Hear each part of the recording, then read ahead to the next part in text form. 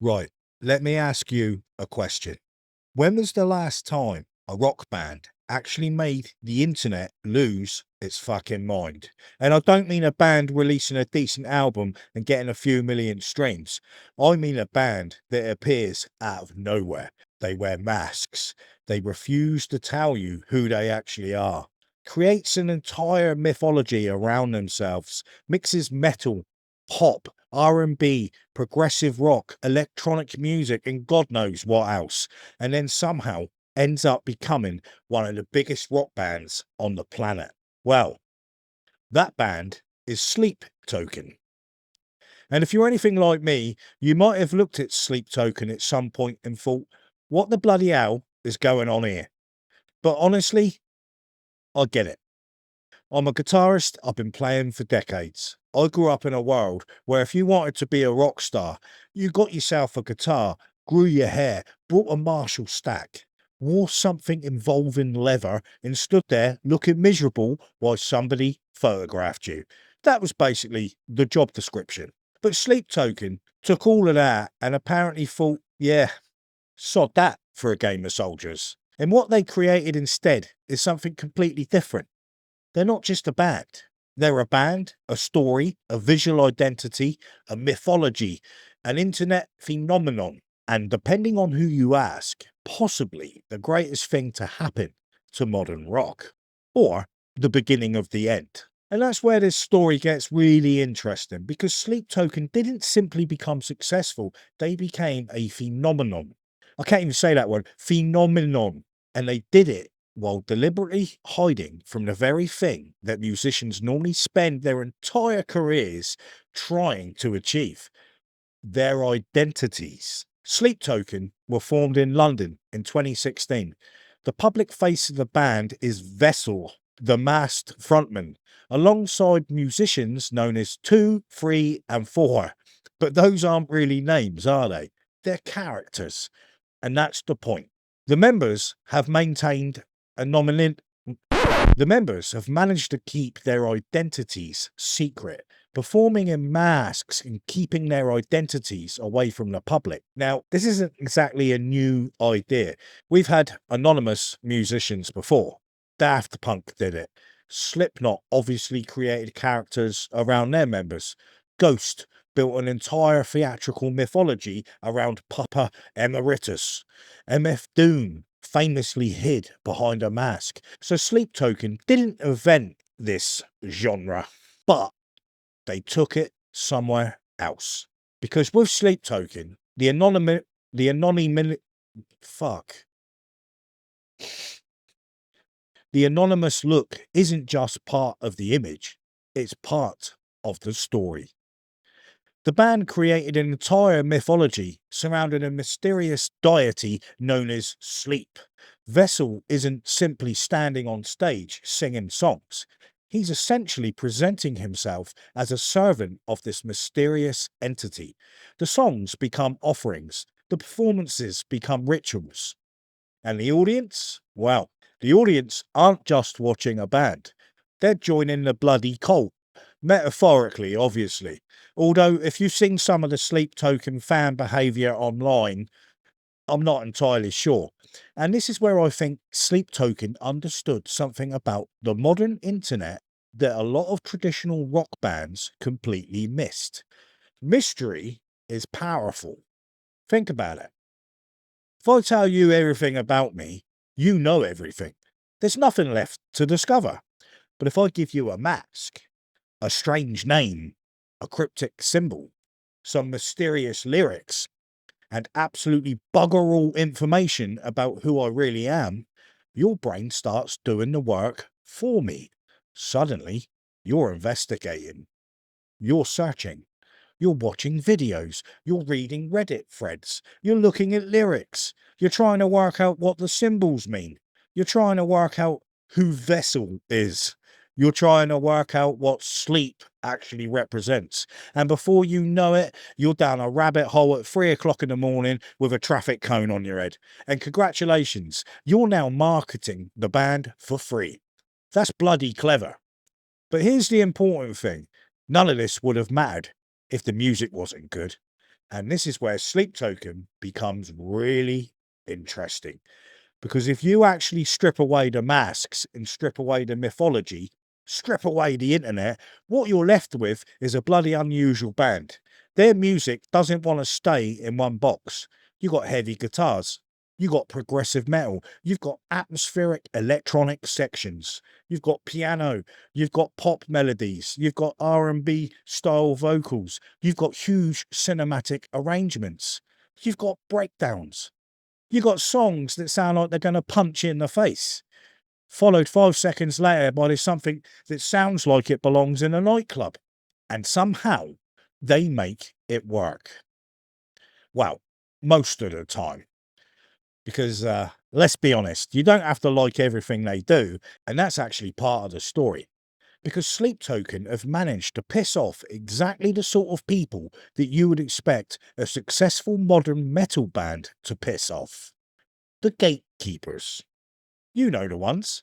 The people who have very strict rules about what constitutes real metal. Too much pop? Not metal. Too much singing? Not metal. Too much R&B? Definitely not metal. Synths? Pack it in. TikTok?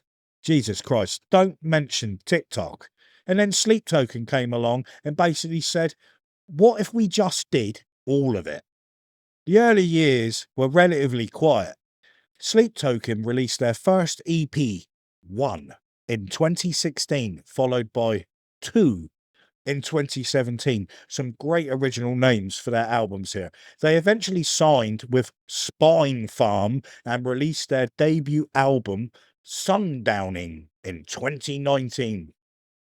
Then came This Place Will Become Your Tomb in 2021. And gradually, something started happening.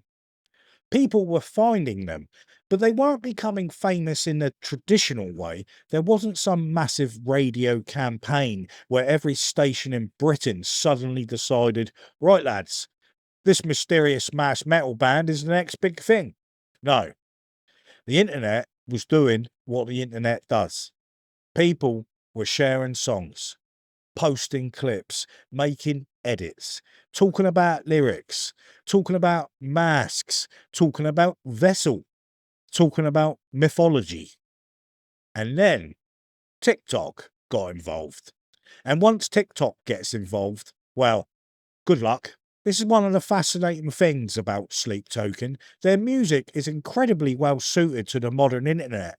You've got these enormous emotional moments. You've got dramatic vocal sections. You've got songs that change direction. You've got riffs that people want to play on the guitar. You've got moments that work perfectly in short clips. And you've got a frontman who looks like he's wandered out of some sort of gothic fever dream.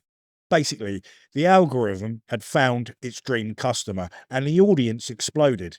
Fans started making edits, memes, theories, fan art, cover versions, guitar covers, drum covers, reaction videos, Atlanteum, analysis videos, and then something really strange happened. The band stopped behaving like a band that was trying to become famous. They became something that people wanted to investigate. And that is completely different psychological proposition. Then came 2023. Take Me Back to Eden. And this is where things really went mental. The album became a huge international success and pushed Sleep Token into an entirely different level of popularity. There was one song in particular that seemed to act like jet fuel, The Summoning. If you've never heard it, go and listen to it. Actually, don't, because you'll probably end up listening to the bloody thing 6 times. It starts off sounding like a relatively heavy Sleep Token song, and then it changes and changes again, and suddenly you're listening to this ridiculously smooth, funky, almost R&B style section sitting inside a progressive metal song. And people online completely lost their minds. Musicians were analysing it, guitarists were trying to work it out, drummers were breaking it down. People who had never listened to metal were suddenly talking about Sleep Token. And the people who had spent their entire lives listening to metal were having an existential crisis. Is this metal? I don't know. Do I like it? Unfortunately. Do I admit I like it? Absolutely not. And that's when you know you've got something interesting. But then there was the other side of Sleep Token phenomenon. The fandom. Oh, the fandom. Now, every successful band has fans. That's nothing new. But Sleep Token fandom became almost part of the entertainment. People weren't just listening to the music, they were becoming emotionally invested in the characters. They were dissecting lyrics. They were discussing the lore. They were trying to decode symbols. They were trying to understand the relationship between the characters and the mythology. And because the musicians themselves weren't constantly appearing in interviews and explaining everything, the fans filled the vacuum. And that's a really important point. Silence creates speculation, and speculation creates engagement. And engagement is basically rocket fuel for the modern internet. So that means comment on this video, please.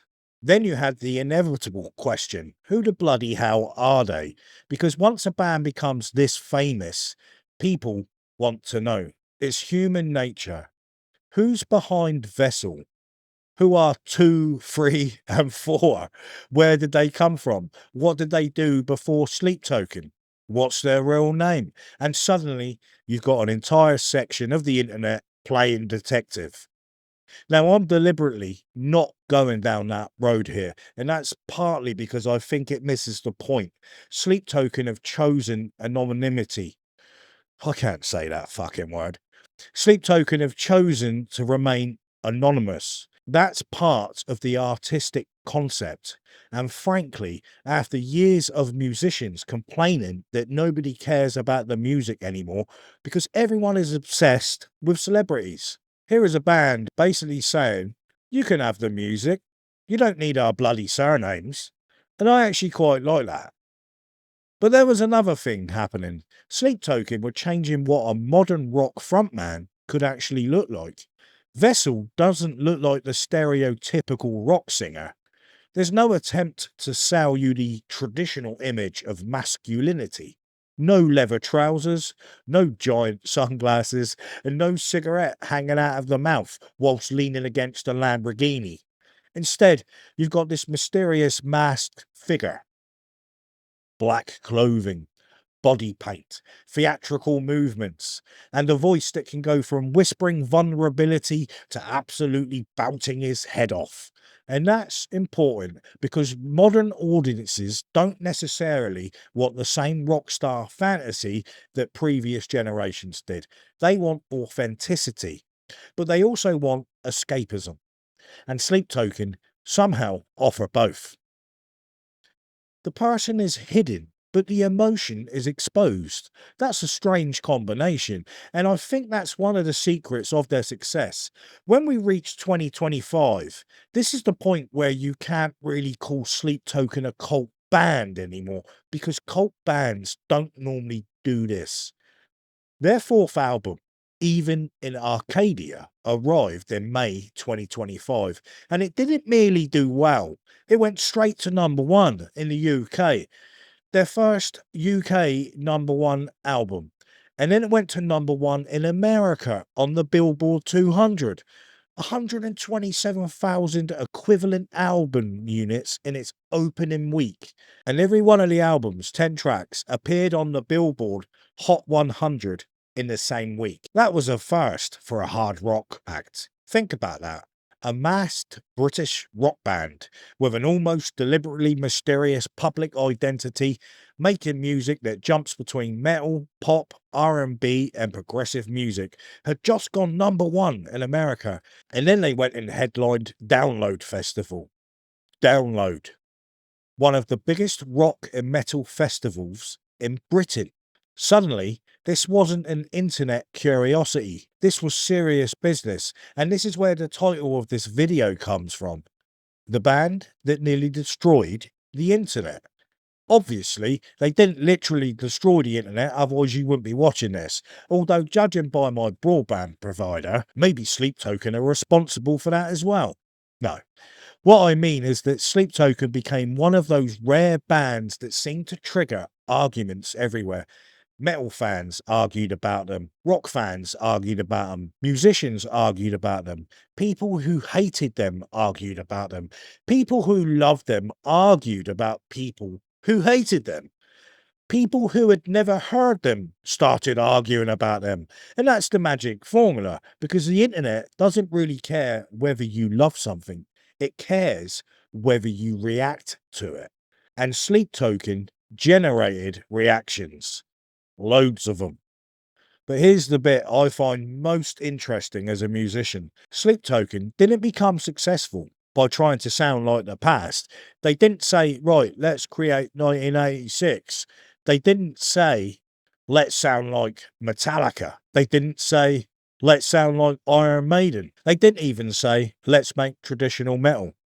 They looked at the entire musical landscape and basically said, everything's available.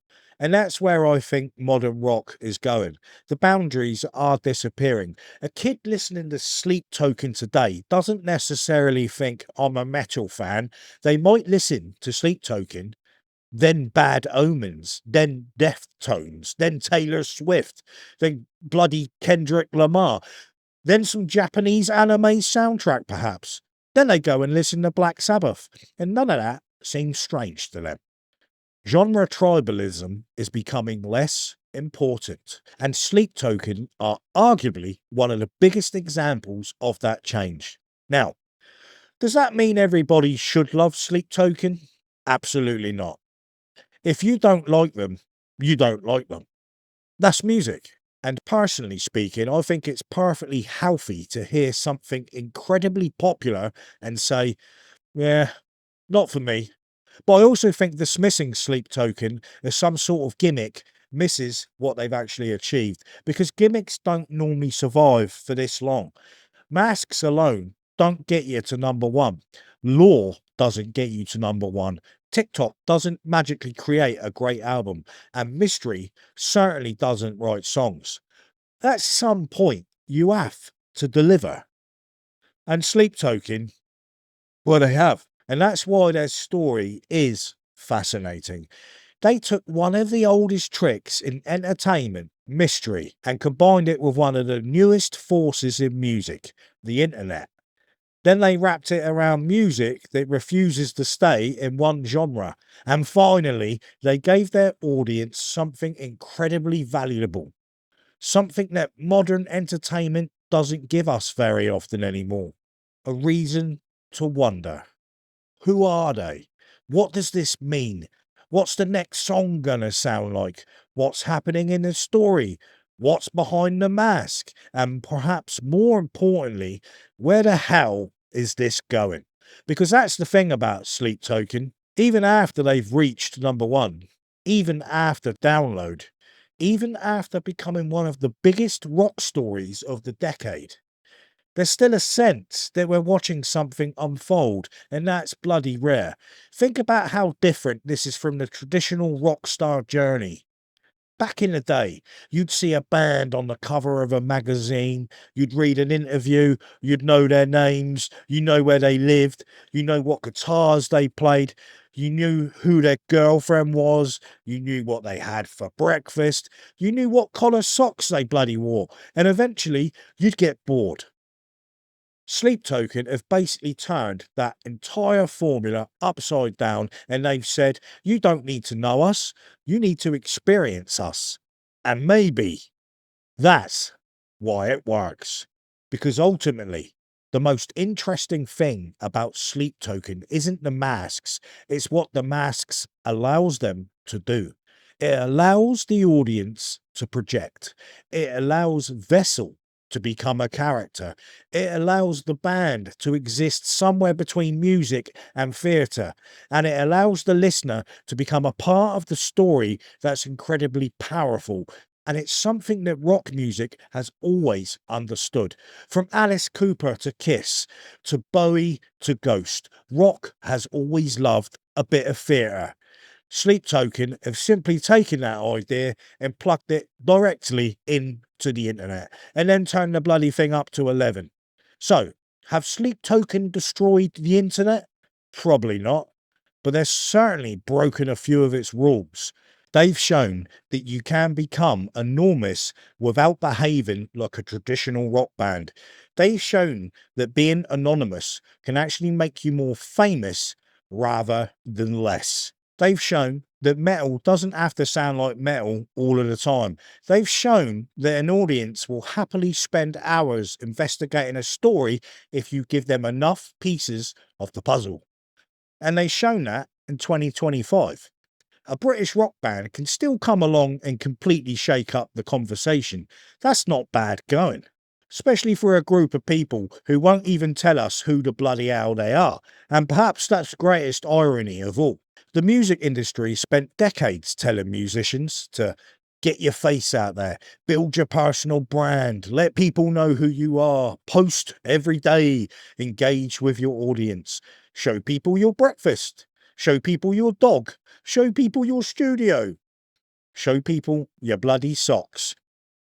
And Sleep Token basically walked onto the internet wearing masks and said, no, we're not doing any of that. And somehow it worked. Not just worked, it bloody exploded. So the next time somebody tells you that rock music is dead, maybe don't believe them just yet. Because somewhere in Britain, there's a masked bloke called Vessel, a drummer called Two, and a couple of other mysterious fellas, and an army of fans who appear to know more about the band's mythology than most governments know about their own bloody countries. And they're proving that rock doesn't necessarily need to look like rock anymore. And apparently, it doesn't even need to tell you who's playing it. All it needs is a bloody good story, a bloody good song, and Sleep Token have got both. I'm Wes. This is the Tone Foundry, and I'll see you in the next one.